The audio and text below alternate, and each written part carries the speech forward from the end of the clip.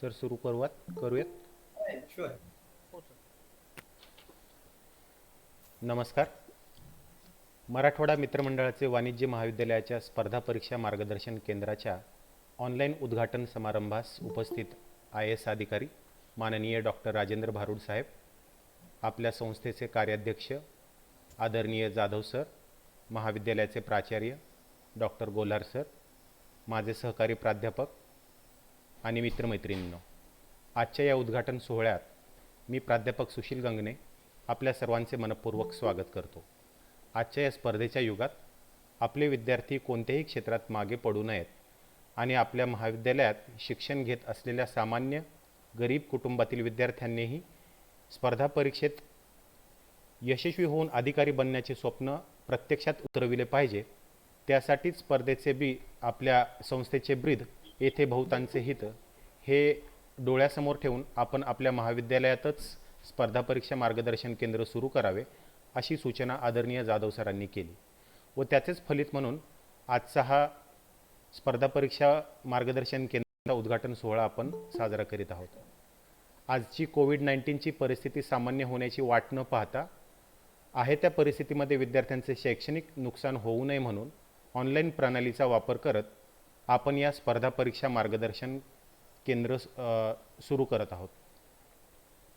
मित्रांनो, आपल्या सावलीपासूनच आपण काहीतरी शिकावं, कधी लहान तर कधी मोठं होऊन जगावं. शेवटी काय घेऊन जाणार आहोत म्हणून सेवेचं हे सुंदर लेणं प्रेमानं जपावं, हाच मंत्र आपल्या आयुष्याचं सूत्र म्हणून जपणारं व्यक्तिमत्व म्हणजे आपल्याला लाभलेले आजचे माननीय अतिथी डॉक्टर राजेंद्र भारुड सर. मी संगणकशास्त्र विभाग प्रमुख डॉक्टर अनपट सरांना विनंती करतो की त्यांनी भारुड सरांचा परिचय करून द्यावा. धन्यवाद सर. नमस्कार. आज आपण ह्या स्पर्धा परीक्षा मार्गदर्शन केंद्राच्या उद्घाटन प्रसंगी लाभलेल्या प्रमुख पाहुण्यांचा परिचय करून देण्यासाठी मला मनस्वी आनंद होत आहे. डॉक्टर राजेंद्र भारुड IAS नंदुरबार जिल्हा अधिकारी म्हणून कार्यरत आहेत. सरांचा जन्म 7 जानेवारी 1988 रोजी आदिवासी क्षेत्रातील साक्री तालुक्यातील सामोडे या गावी झाला. आईच्या पोटात असतानाच वडील क्षेत्र हरवलेले आईने खरं तर खडतर परिस्थितीमध्ये जीवापाड जपून लहानाचे मोठे केले. प्रतिकूल परिस्थितीमध्ये स्वतः अशिक्षित असूनही मुलांना उत्तम शिक्षण देण्याचा ध्यास मनात धरून कायम खंबीरपणे पाठीशी उभे राहून मुलांना शिक्षित केले. सरांनी नवोदय विद्यालयात माध्यमिक व उच्च माध्यमिक शिक्षण पूर्ण केले. पुढे HSC नंतर वैद्यकीय प्रवेश परीक्षेत 200 पैकी तब्बल 194 गुण मिळवून राज्यात 5वे आले. पुढे MBBS साठी मुंबईच्या JS मेडिकल कॉलेजमध्ये प्रवेश घेतला. इथेही सरांनी 2011 साली बेस्ट स्टुडंट म्हणून सरांना गौरवण्यात आले. 2012 साली लोकसेवा आयोगाच्या परीक्षेत प्रथम प्रयत्नात देशात 709वी रँक मिळवून IRS झाले. खरं तर स्वप्न खूप सरांचं मोठं होतं आणि त्या स्वप्नाचा ध्यास मनामध्ये घेऊन सरांनी पुन्हा प्रयत्न केला आणि प्रशिक्षणाच्या काळामध्ये पुन्हा IASचा अभ्यास करून 527व्या रँकनी देशात IAS म्हणून सिलेक्ट झाले. खरं तर अंगी असलेल्या पूर्ण क्षमतांचा व उपलब्ध असलेल्या साधनांचा पुरेपूर वापर करून सरांनी हे आपलं स्वप्न जीवापाड जपलं आणि ते प्रत्यक्षात आणलं. विपरीत परिस्थितीला वाकिवणारा, झुकिवणारा, किंबहुना परिस्थितीला चारी मुंड्या चित करून आपले स्वतंत्र अस्तित्व निर्माण करणारा, विपरीत परिस्थितीशी लढणाऱ्या लढवयांसाठी प्रेरणास्रोत असणाऱ्या आजच्या ह्या प्रमुख पाहुण्यास मी अभिवादन करतो आणि सरांचा परिचय थांबवतो. धन्यवाद सर. धन्यवाद सर. कोणाचं तरी येणं म्हणजे नुसतं येणं नसतं, कोणाच्या तरी काळजावर कोरलेलं सुंदर लेणं असतं.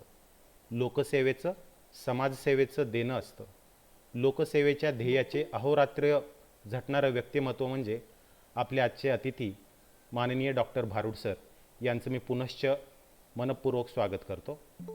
यानंतर मी कार्यक्रमाचं प्रास्ताविक सादर करण्यासाठी महाविद्यालयाचे प्राचार्य माननीय डॉक्टर गोल्हार सर यांना विनंती करतो. आजच्या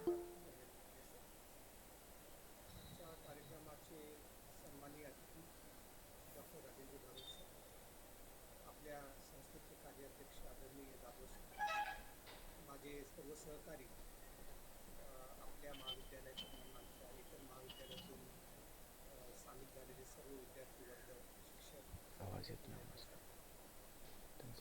खरं तर मागच्या 1 वर्षापासून या कल्पनेने ते जन्म घेतला आणि सरांशी, जाधव सरांशी नेहमीच मार्गदर्शन असतं, त्यांच्याकडून प्रेरणा असते. त्यांच्याकडून मी विचार करायचो की हे कधी चालू करायचं, कसं चालू करायचं, कारण कोविडची सिच्युएशन आहे, ऑफलाईन चालू करूया का, तो थांबूया का. पण परिस्थिती तशी फारशी जरा लांबणीवरती होती, म्हणून आम्ही निर्णय घेतला. सरांनी मी जसं सांगितलं की ऑनलाईन पद्धतीने आपण सुरुवातीला चालू करूया, जशी परिस्थिती तसं आपण पुढे जाऊ.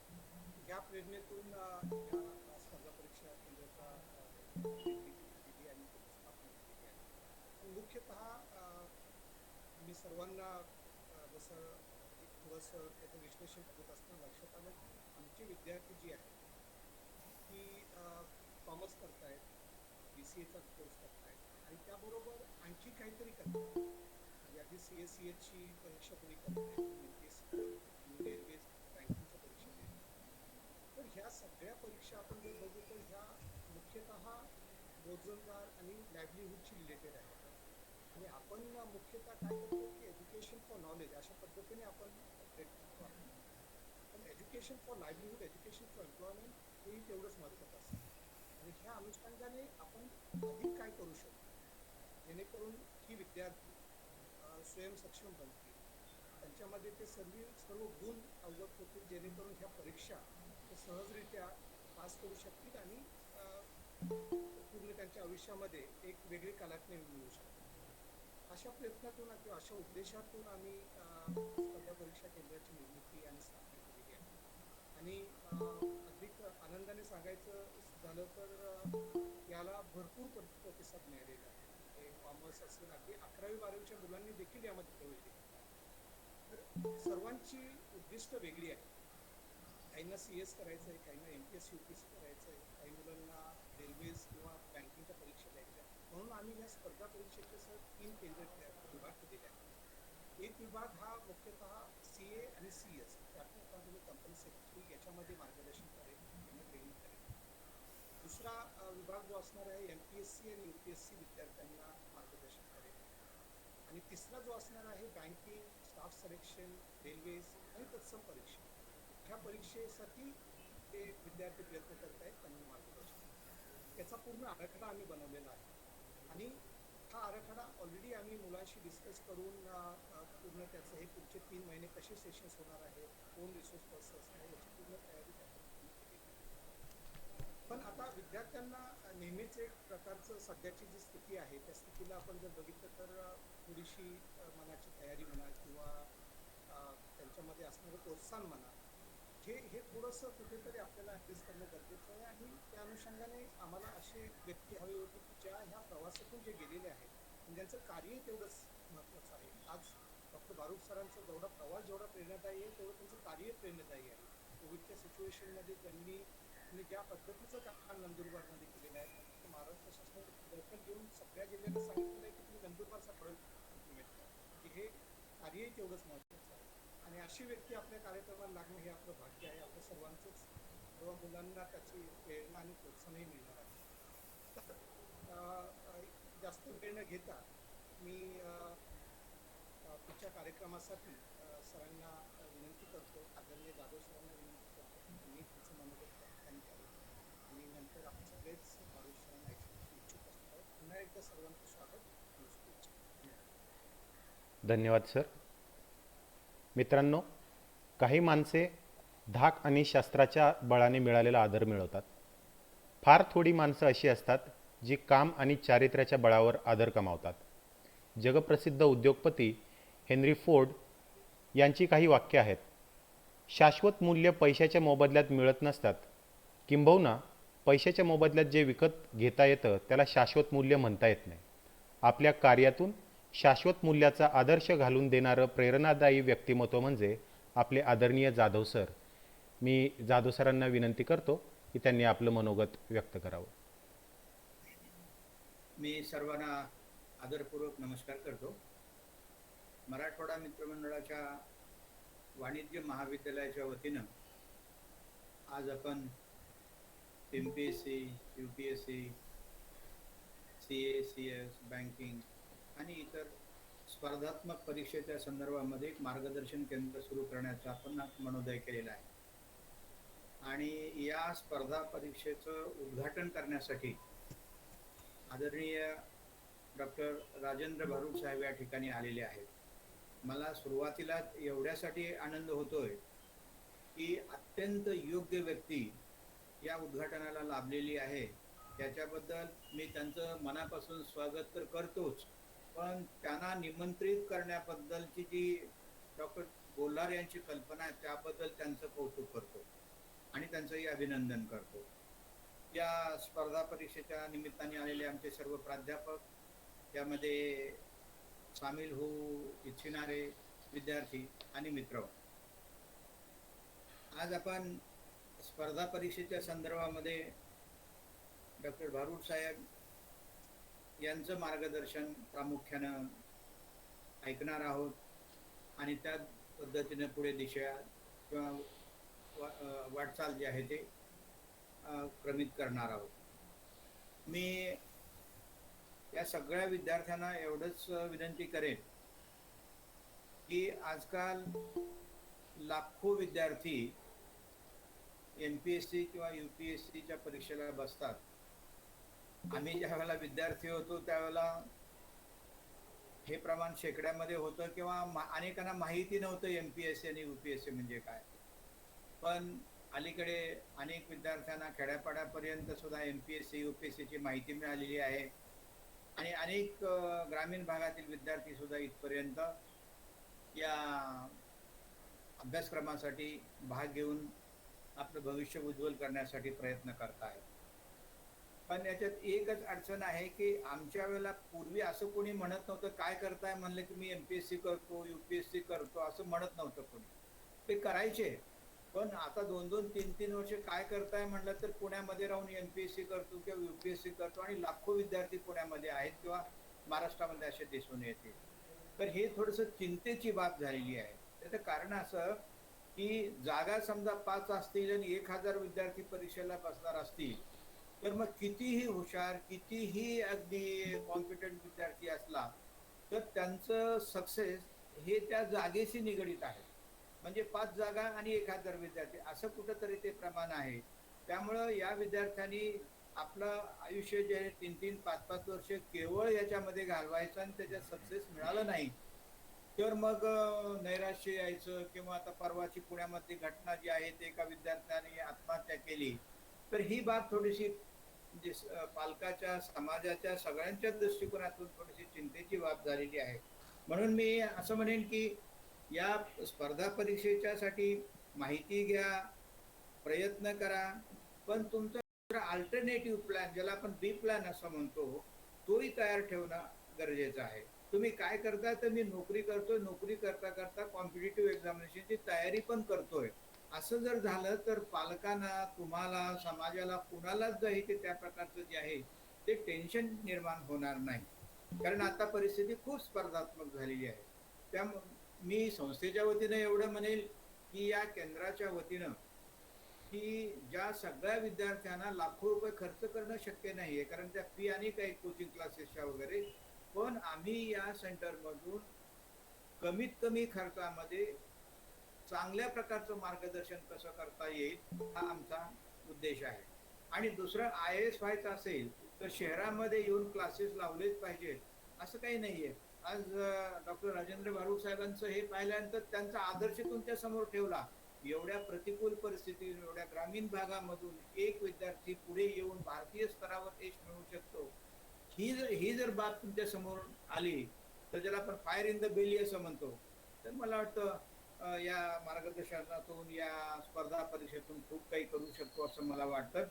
केवळ याचं उद्घाटन झालं असं नको, आपण डॉक्टर राजेंद्र भारूड साहेबांना असा एक शब्द किंवा असं एक वचन देता आलं पाहिजे की सर, तुम्ही ज्या उद्घाटन केलं त्या केंद्रामधून आम्ही खूप चांगल्या पद्धतीने चालवतो आणि दरवर्षी आम्ही किती विद्यार्थ्यांना काय देऊ शकलो याचा लेखी अहवाल त्यांना देता आला पाहिजे.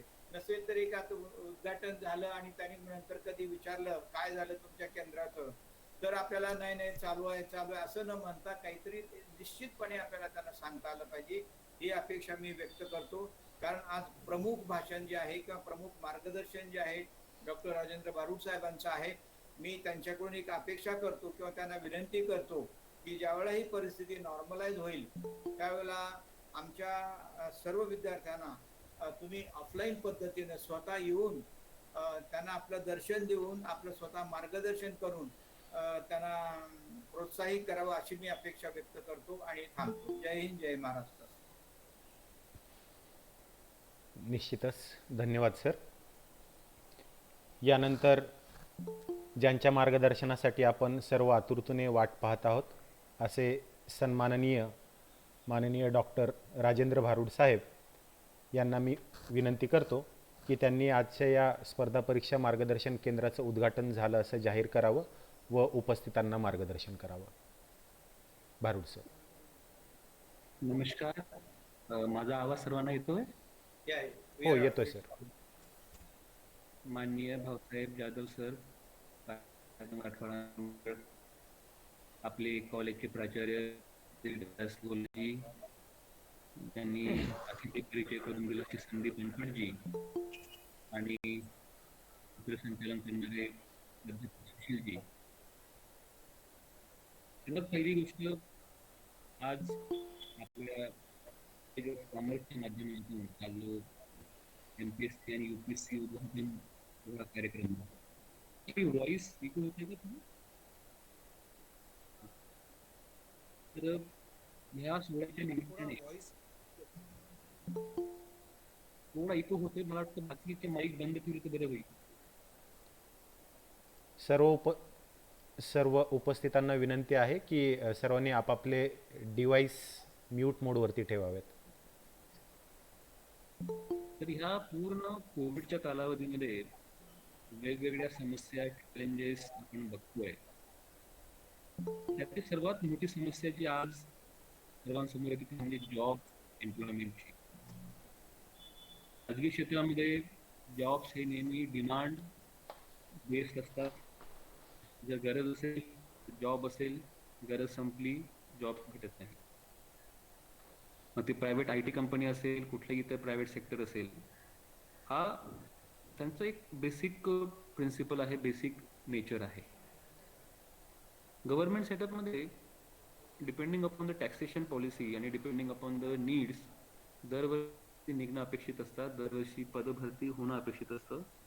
पण गेल्या 2-3 वर्षामध्ये आपल्याला माहिती आहे की मोठ्या प्रमाणात शासनामध्ये पद रिक्त असताना सुद्धा because of I will not say wrong taxation policy, but because of too much relaxation given in the policy forms, आपला जो कर यायला पाहिजे होता तो कर तेवढा येत नाही आहे. आणि त्याच्यामुळे आपली ज्या पदाने झाली पाहिजे, ज्या व्यवस्थितरित्या लोकांना जॉब दिला गेला पाहिजे, 1-1.5-2 लाख पर्यंत तरुणांना जॉब दिला जाऊ शकतो इझिली, तो संभव होत नाहीये. तर आता एक गोष्ट सर्वांसमोर हे की अटळ सत्य आहे की कॉम्पिटिशन, स्पर्धा ही वर्षानुवर्षे दिवसेंदिवस वाढत जाणार आहे. हे आपण मानलं पाहिजे, ऍक्सेप्ट केलं पाहिजे.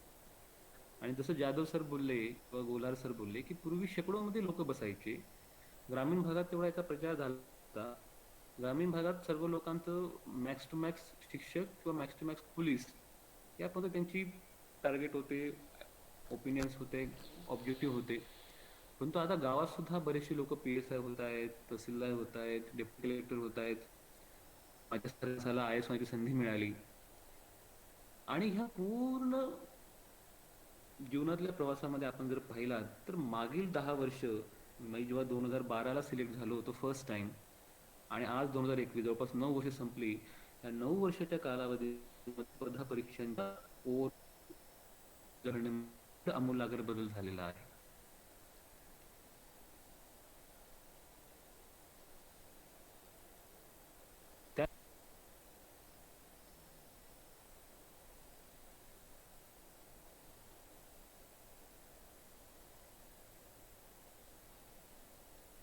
सर माफ करा, थोडासा डिस्टर्बन्स येतोय.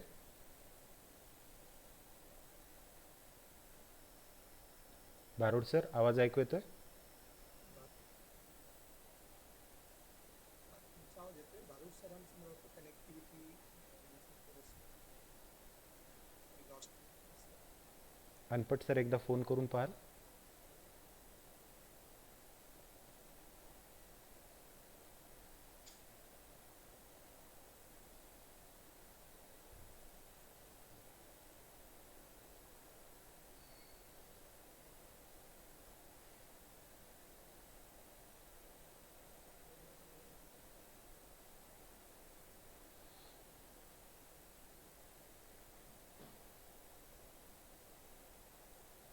परत जॉईन होत आहेत सर. कदाचित नेटवर्कचा इश्यू असावा. येस, नेटवर्क डाऊन झालं, तर होत आहे जॉईन.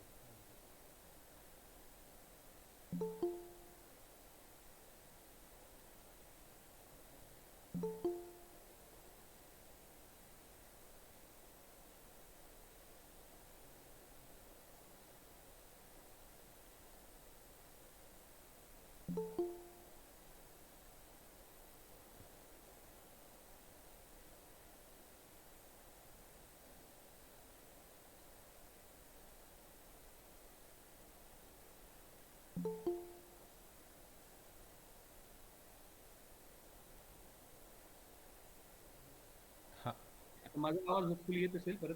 हो येतोय सर, येतोय. तर ह्या स्पर्धा परीक्षेची ही रियालिटी आपण सर्वात पहिले समजून घेतली पाहिजे की जग बदलतं आहे, कॉम्पिटिशन वाढते आहे आणि ह्या कॉम्पिटिशन मध्ये आपल्याला जर टिकायचं असेल तर MPSC हे MPSCच्या 4 शब्द प्रिन्सिपल पिलर्स आपण समजून घेतले पाहिजे. आणि देविदासजी, मी ह्या 4 पिलर्स वरती आपल्या सर्व विद्यार्थ्यांना मार्गदर्शन करणार आहे. MPSC. तर M stand for what? M म्हणजे मेंटल टफनेस. मेंटल टफनेस म्हणजे काय? आपण मध्यंतरी ती बातमी वाचली होती की एका मुलाने MPSCचा परीक्षा दिली, 24 वर्षाच्या वयाच्या असताना त्याने आत्महत्या केली. याच्यामध्ये दोष बऱ्याच गोष्टींचा आहे, व्यवस्थेचा आहे, सिस्टीमचा आहे, बऱ्याच गोष्टींचा दोष आहे. परंतु आपण एक समजून घेतलं पाहिजे की पासिंग पर्सेंटेज, किती लोक क्वालिफाय होतात दरवर्षी परीक्षेपासून, हा आकडा फक्त 1% किंवा 1 पेक्षा कमी लोकांचा असतो. मग जी लोक परीक्षा पास होत नाही त्यांनी काय करावं? किंवा फक्त MPSC UPSC पास झालं आणि आयुष्यामध्ये त्याच्यानंतर सर्व काही चांगलं राहील असं नाहीये. जेव्हा तुम्ही नोकरीला लागतात पहिल्या दिवसापासून डे 1 पासून चॅलेंजेस असतात.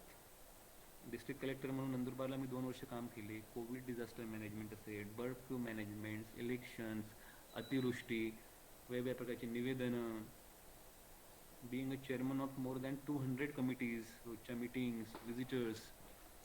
So along with the big power, it comes with the responsibility. आणि अशा वेळी जर तुम्ही मेंटली टफ नसणार, मेंटली तुम्ही जर पॉवरफुल स्ट्रेंथ तुमच्यामध्ये नसेल, तर छोट्या छोट्या गोष्टीत सुद्धा जीवनामध्ये आपल्याला नैराश्य येतं, डिप्रेशन येतं. आणि म्हणून विद्यार्थ्यांना माझी विनंती राहील की आयुष्यामध्ये MPSC UPSC is just one career,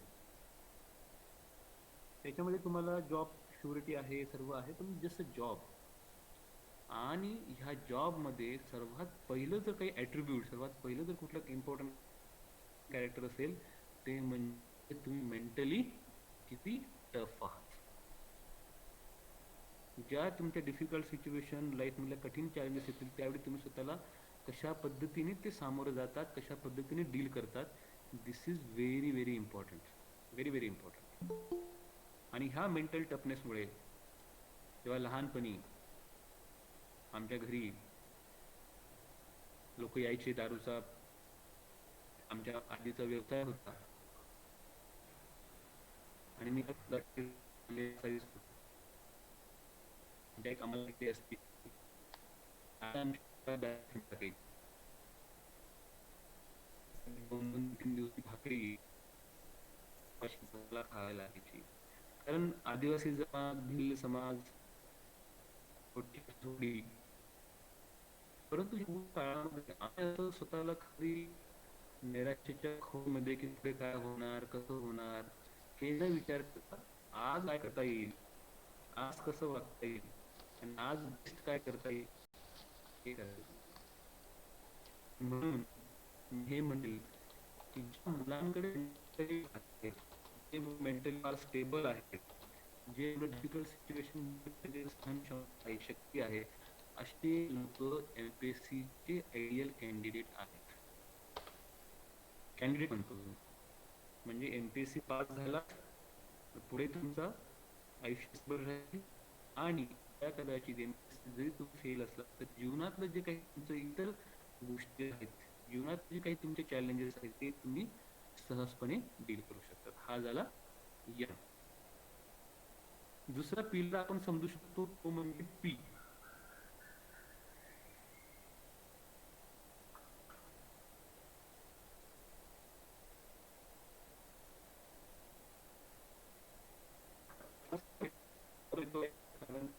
बंद आहे. मी जस्ट फक्त टेस्ट करतो वायफाय चालू आहे का.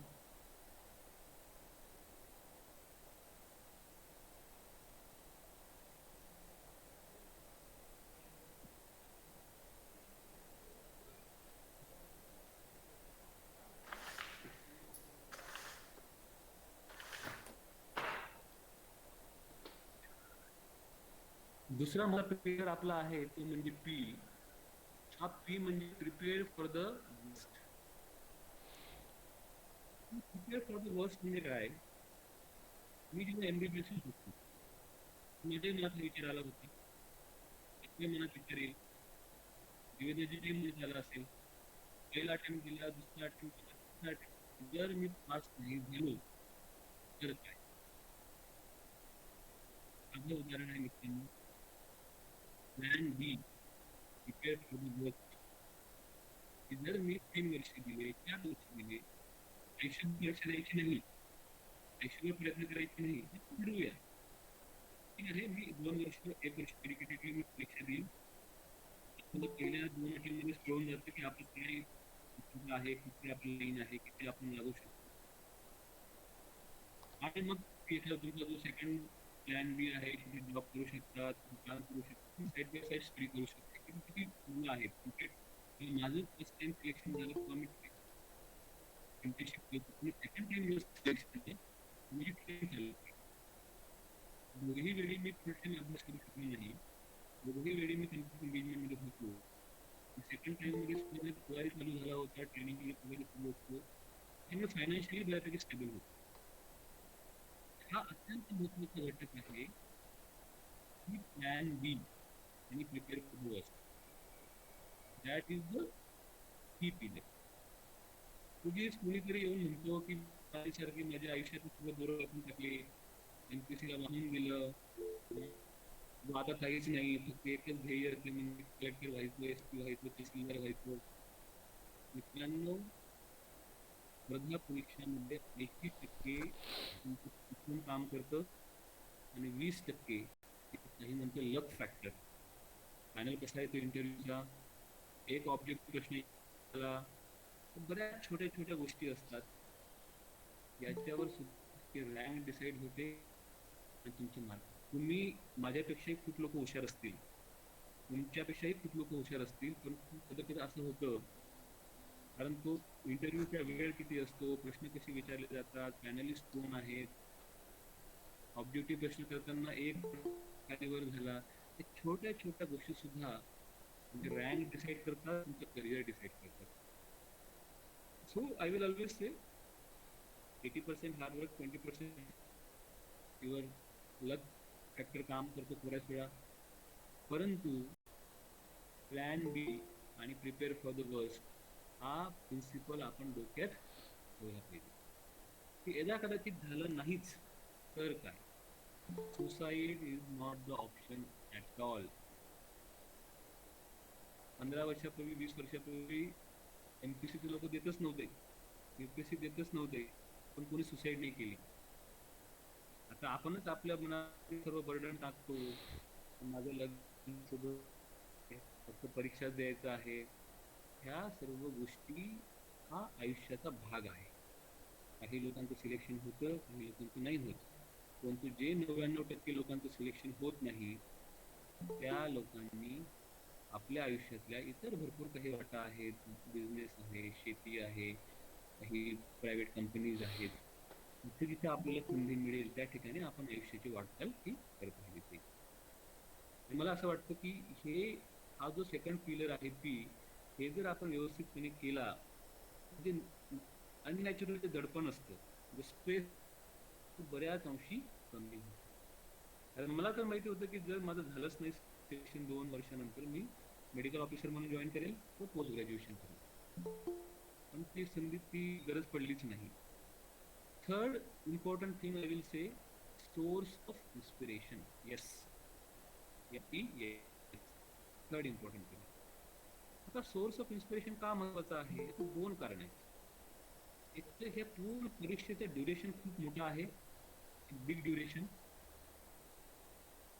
1 वर्ष लागतात, 1.5 वर्ष लागतात. जेव्हा आपल्यात हे MPSC सर्व काही कोविडमुळे परीक्षा होते आहे, 2 वर्ष लागू शकतात फक्त एका अटेम्प्टसाठी.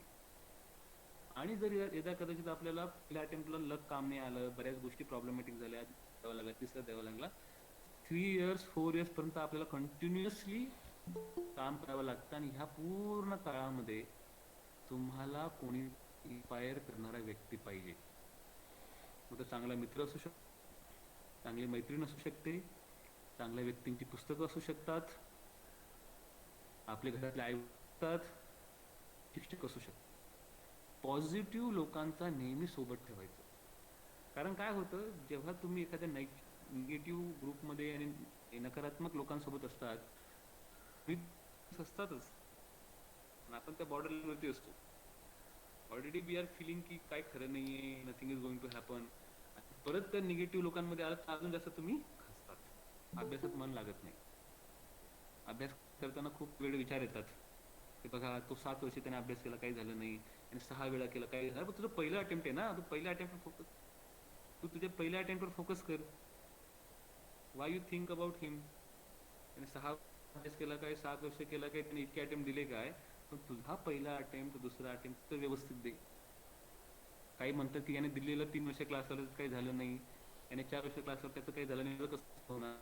So don't think more about the negative stories and don't meet about negative people.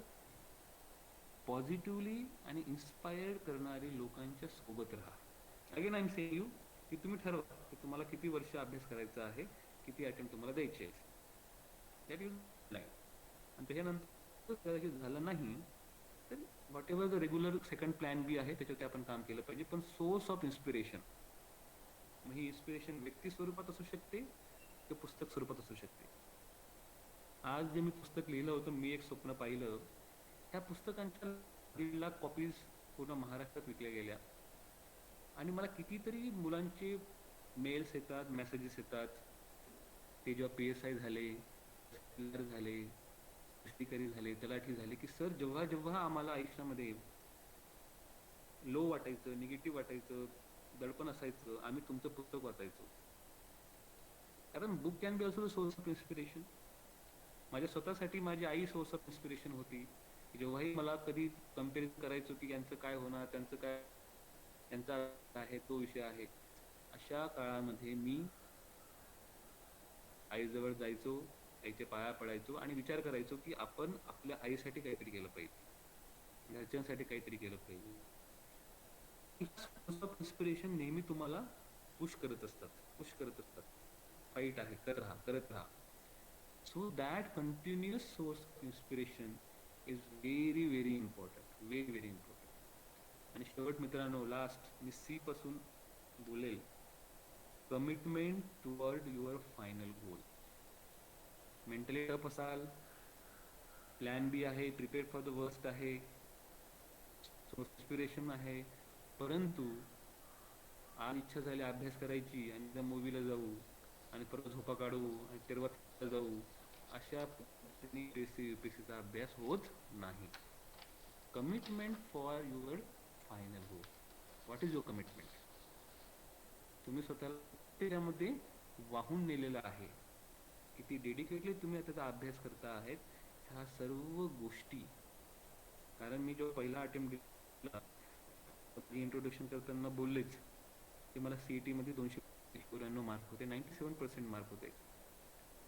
मी जरी ट्रायबल कम्युनिटीतून असेल, भिल्ल समाजातला असेल, मला रिझर्वेशनवरती फार कमी मार्क्स होते, 30 कॉलेज मिळाली असती. But I said no, I want my seat through open Kota.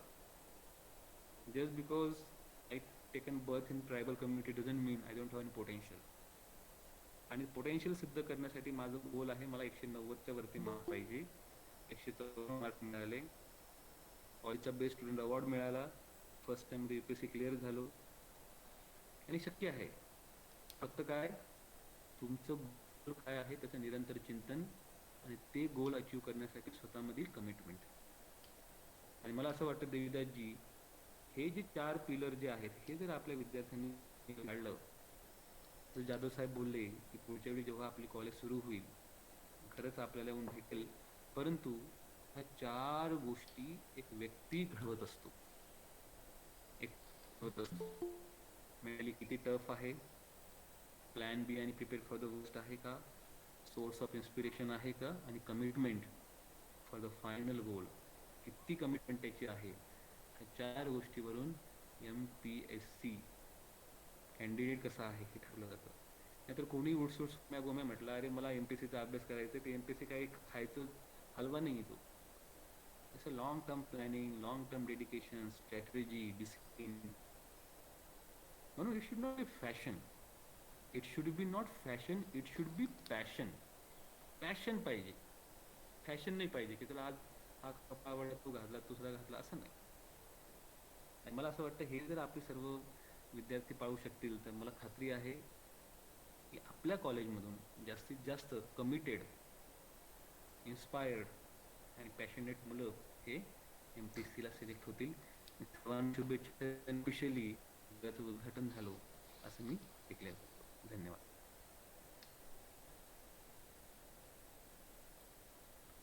धन्यवाद सर. सरांनी जे मूलमंत्र दिलेले आहेत या स्पर्धा परीक्षेच्या काळामध्ये, mental toughness, prepare for the worst, source of inspiration आणि कमिटमेंट फॉर द फायनल गोल, निश्चितच आमचे विद्यार्थी हे 4 मूलमंत्र जपतील आणि त्यांचा पुढचा प्रवास करतील. यानंतर मी उपस्थित विद्यार्थ्यांना काही प्रश्न असतील तर मंच ओपन आहे. विद्यार्थ्यांनी किंवा उपस्थितांनी प्रश्न विचारले तर हरकत नाही.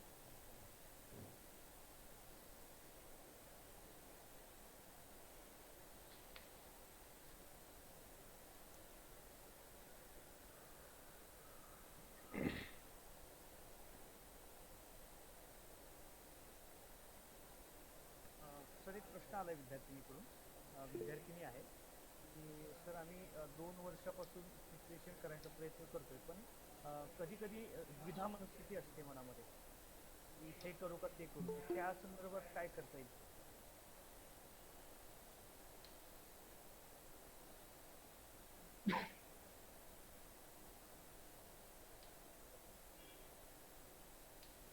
माझ्या या पूर्ण टॉकमध्ये मी एक शब्द वापरला, कमिटमेंट टुवर्ड युअर फायनल. मधला जो गोल आहे, गोल तो आपण नेमकं पाहिजे की मला नेमकं काय करायचं आहे. मला पहिल्यांदा IPS मिळालं तर मी IPS घेऊन थांबलो असतो. ओके, जे भेटलं ते घेऊन टाकलं. माझं ड्रीम आहे IAS, माझं ड्रीम आहे कलेक्टर, माझं ड्रीम आहे त्या भागात जिथे मी so again I tried while my training was going on, again I put my best efforts. The final goal मी बोललो की set a deadline, मी इतक्यापर्यंत प्रयत्न करेल, पण माझं हे गोल आहे, मी हे अचीव करण्यासाठी ही 3 वर्ष 4 वर्ष ही ते गोल डिसाईड करताना अगेन 2-3 फॅक्टर्स असतात. त्याचा IQ कसा आहे, इंटेलिजंट क्वेश्चन त्याच्यामध्ये कौशल्य आहे, आणि थर्ड थिंग, किती वेळ अभ्यास करू शकतो, हार्डवर्क किती करू शकतो. त्या IQ वरती, स्वतःच्या पोटेन्शियल वरती आणि हार्डवर्क करायच्या टेंडन्सी वरती कुठल्या गोल माणसाला कुठली होऊ शकते डिसाईड होतं. परंतु again it's individual to individual. शंभर हुशार आणि त्यांना परीक्षेला बसवलं तर मग वेगळं राहील, आणि 100 डल लोक बसवले त्यांना घेतलं ते वेगळं राहील. पण मी त्या 2021 चॅनल गोलमध्ये goal setting is very set करताना स्वतःचे जे ॲट्रिब्यूट्स आहेत, पर्सनल जे फीचर्स आहेत, त्याच्यावरती आपण आत्मचिंतन करावं. आणि हे आत्मचिंतन केल्यानंतर तुम्हालाच कळेल की तुम्ही काय करू शकता. मी किंवा जाधव साहेब किंवा गोलार साहेब आपण सांगू नाही शकत की तू फक्त याचा अभ्यास कर, तलाठीचा, तू डेप्टी कलेक्टरचा अभ्यास कर. No, that is not in our hand. We are not future making person. You have to introspect your own self and decide what you can and what you want. Thank you. Okay. आणखीन एका विद्यार्थ्याचा प्रश्न आहे sir. प्रश्न असा आहे की general MPSCचं प्रिपरेशन करताना जनरल मिस्टेक्स कुठल्या होतात आणि how to consistently walk on the right pathway, असा चिन्मय त्रिभुवन नावाचा एक विद्यार्थी आहे, त्याने प्रश्न विचारला. चिन्मयने खूप चांगला प्रश्न विचारला आहे. मी एक गोष्ट सांगेल MPSC करत असताना की MPSC मध्ये सिलेबस खूप वास्ट असतो आणि प्रत्येक टॉपिक वाईज खूप सारे पुस्तकं पण असतात. MPSC ला जर एक विषय पकडला असेल किंवा एथिक्स असेल किंवा सायन्स असेल तर एक विषयासाठी वेगवेगळ्या ऑथरचे वेगवेगळे पुस्तकं असतात, खूप साऱ्या मॅगझिन्स असतात. माझी स्वतःची स्ट्रॅटेजी अशी होती की मी प्रत्येक विषयाची फक्त 2 चांगली पुस्तकं निवडली. तीच 2 पुस्तकांना मी स्टिक केलं. त्यांचीच वारंवार वाचन करणं, त्यांचीच वारंवार रिव्हिजन करणं. 10 पुस्तकं 15 पुस्तकं घेतले तर एक ना दीड भराभर चिंध्या होत्याच. म्हणून MPSC मध्ये सर्वात पहिली गोष्ट काही पुस्तके, नोट्स संग्रह किंवा मॅगझिन संग्रह करतात ती मर्यादित करा आणि परिपूर्ण करा. म्हणजे काय आहे की परिपूर्ण म्हणजे परिपूर्ण होणं 90% थोडा जरी कंटेंट असला आणि ते कंटेंट फुलफिल करणारे जे पुस्तकं असतील तेवढी जरी आपण वाचली तर मला वाटतं ते खूप चांगले अचिव्हमेंट आहे. निश्चितच. तिथी विचारते आहे की जॉब आणि अभ्यास एकाच वेळेला कसा करावा. आपण एक खूप सुंदर, जसं मी आधी बोललो की दोघंही UPSCचे अटेम्प्ट जे 2 दिले ते मी देऊ शकलो नाही. ते होतो साधारणतः मी आणि दुसऱ्या ट्रेनिंग चालू होतं. दोन्ही मी पूर्ण वेळ घरी नव्हतो, आणि हे सर्व करत असताना तुम्हाला तुमच्या आयुष्यातले 24 तास कुठल्या पद्धतीने बॅलन्स केले पाहिजे ते व्यवस्थित कॅल्क्युलेशन आपण केलं. 6 ते 7 तास झोपायचं आहे, 1.5-2 तासामध्ये सकाळपासून संध्याकाळपर्यंत माझं आंघोळ, जेवण, बाकीच्या ऍक्टिव्हिटीज होत.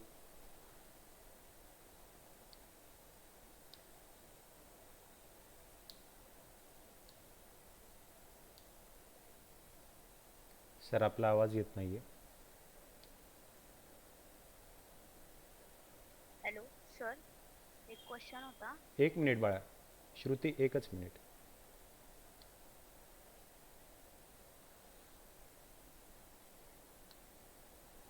Borrowed sir.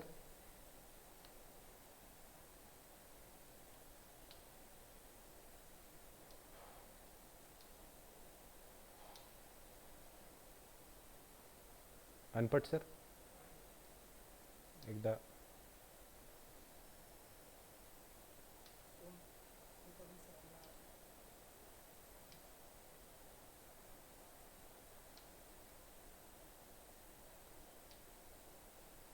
नेटवर्कचा इश्यू असल्या कारणामुळे परत लॉग इन करतायत सर. पुन्हा जॉईन करतील sir.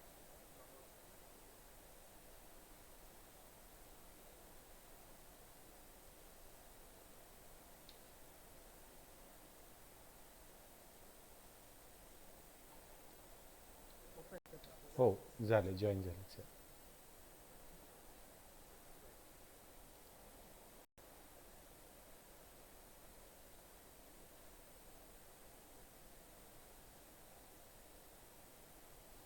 We can see you. Please unmute.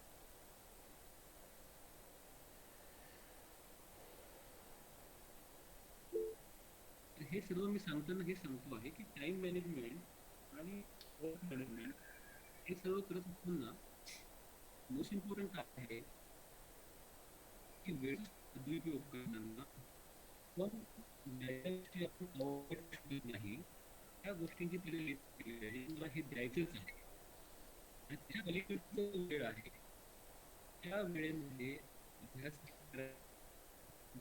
वाचायचा आणि हे सर्व करत असताना मला स्वतःचा अनुभव आहे की मेडिटेशन ध्यान योगा आणि काही वेळ अर्धा तास असेल 20 मिनिटाचं काही मनोरंजन आणि तुम्हाला जर हे पूर्ण डिसिप्लिन पद्धतीने पॅशनेट पद्धतीने शेवटपर्यंत जर करायचं असेल तर ज्या गोष्टी डिस्ट्रॅक्ट करतात फॉर एक्झाम्पल मोबाईल असेल काही चुकीचे मित्र असतील चुकीच्या मैत्रिणी असतील किंवा इतर काही डिस्ट्रॅक्टिंग गोष्टी असतील please stay away from life is very precious this young age very precious ह्या काळात तुमचं करिअर बनू शकतं किंवा करिअर कायमस्वरूपी उद्ध्वस्त होऊ शकतं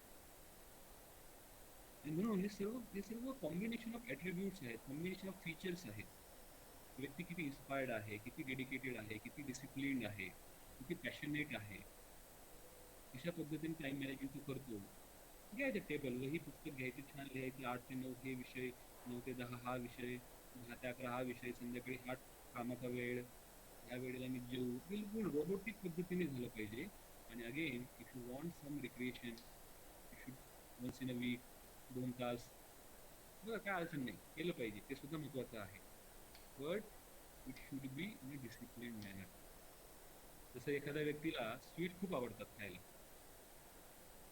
सकाळी गुलाबजामुन संध्याकाळी गुलाबजामुन रात्री गुलाबजामुन एका प्लेटमध्ये 10 गुलाबजामुन असं चालत नाही वर्षभरात त्याला डायबिटीस होईल एखाद्याला खूप आवडतात भजी खायला वडापाव खायला त्याला जेव्हाही वेळ भेटला त्याला जायचं हॉटेलच्या बाहेर खायचं भजी वडापाव मग परत त्रास आहेच obesity cholesterol diabetes BP hypertension तर त्याला जर आयुष्यभर खायचं असेल वडापाव आणि गुलाबजामुन तर त्याला आठवड्यातून एकदाच खाल्लं पाहिजे टेस्ट पुरता खाल्लं पाहिजे नाहीतर त्यांनी वर्षभर खूप खाल्ले त्या वर्षभरानंतर तो कधीच खाऊ शकणार नाही कसं आहे आपल्याला जर आयुष्यभर चांगल्या पद्धतीने जीवन जगायचं असेल it should be in a very balance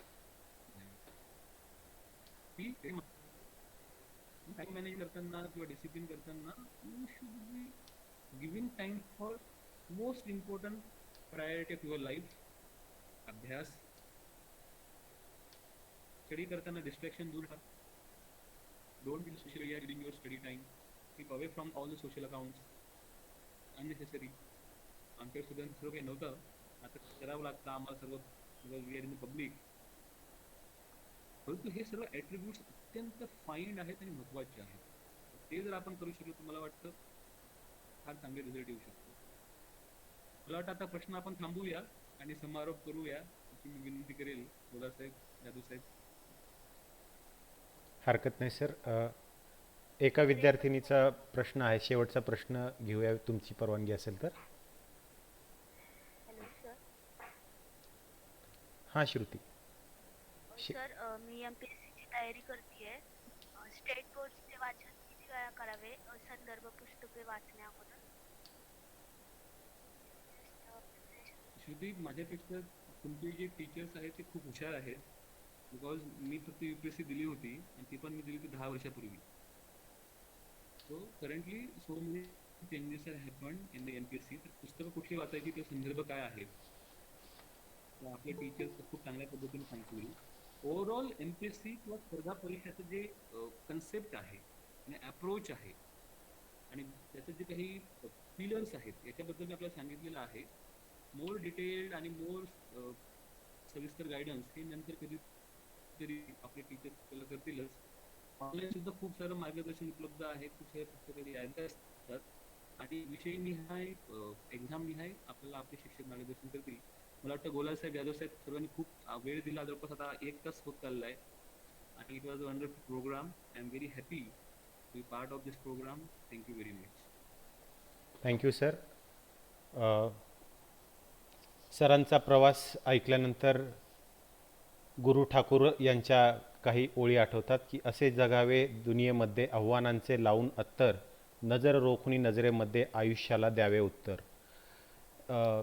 मी यानंतर कार्यक्रमाचे आभार मानण्यासाठी प्राध्यापक कड सरांना विनंती करतो की त्यांनी आभार प्रदर्शन व्यक्त करावे.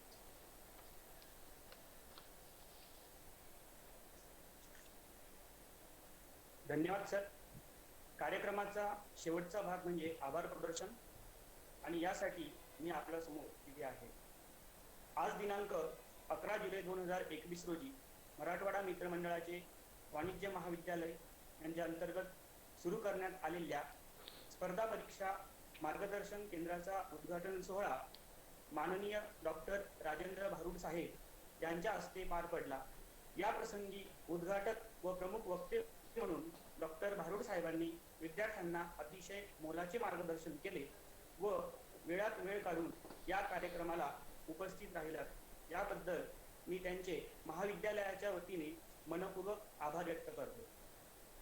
त्याचबरोबर मराठवाडा मित्रमंडळ संस्थेचे कार्याध्यक्ष आदरणीय प्राचार्य डॉक्टर भाऊसाहेब जाधव सर यांच्या प्रेरणेने हा कार्यक्रम पार पडला.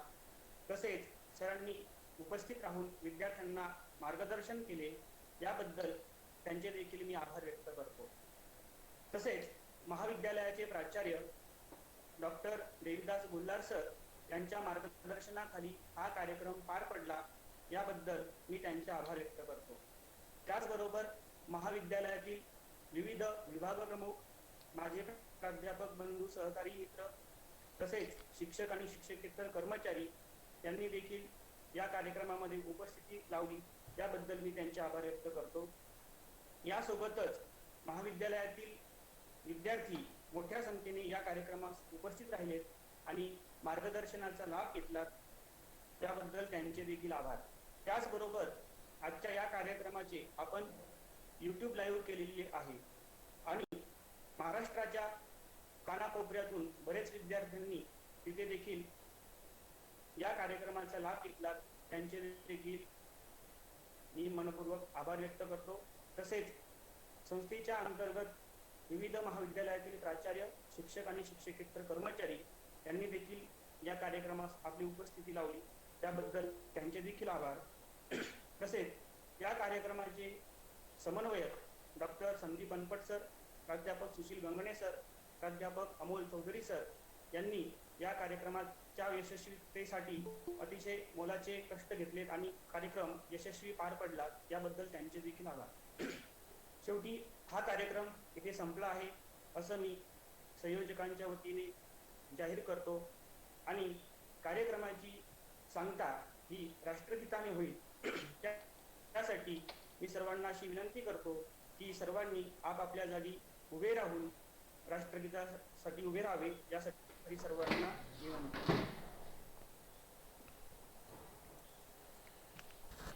एक साथ राष्ट्रगीत शुरू करेंगे, शुरू कर.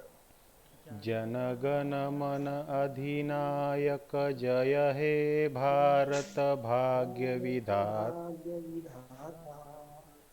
पंजाब सिंध गुजरात मराठा